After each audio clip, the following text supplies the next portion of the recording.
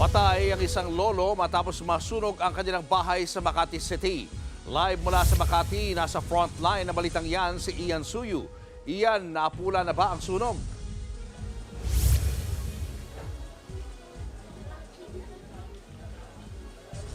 Julius, naapula na nga ang sunog at kanina pasado alas 5 ng hapon ay nailabas na ang labi ng isang senior citizen na natrap sa kanyang bahay dahil sa sunog na naganap dito sa barangay Guadalupe Viejo dito sa Makati City. Labis ang paghihinagpis ng anak ng biktima matapos niyang makita at maiwan ang lolo sa loob ng nasunog na bahay sa Champaka Street. Kinilala ang biktima na si Arturo Opiñano, 75 years old. Hirap na raw kumilos ang matanda kaya't hindi nakalabas mula sa second floor ng bahay. Pasado alas 12 ng tanghali nang sumiklab ang apoy sa hilera ng mga bahay. Ayon sa mga residente, bigla nilang napansin ang makapal na usok na sinundan ng mabilis na pagkalat ng apoy.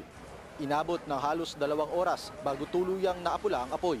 Sa tala ng BFP, nasa 8 bahay ang natupok na pawang mga paupahan.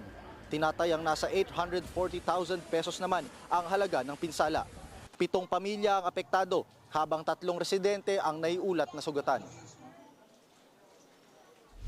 Julius, sa ngayon nga patuloy pa rin ang investigasyon na isinasagawa ng BFP Makati para malaman kung ano ba talaga yung mismong pinagmulan ng apoy. Pero ayon na rin sa nakuha nating impormasyon, posibleng nagsimula daw ito sa second floor ng isa sa mga bahay rito.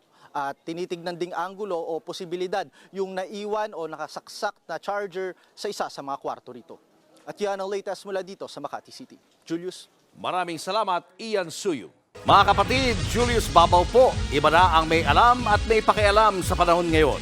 Para sa frontline ng mga balita, mag-follow at mag-subscribe sa social media pages ng News 5.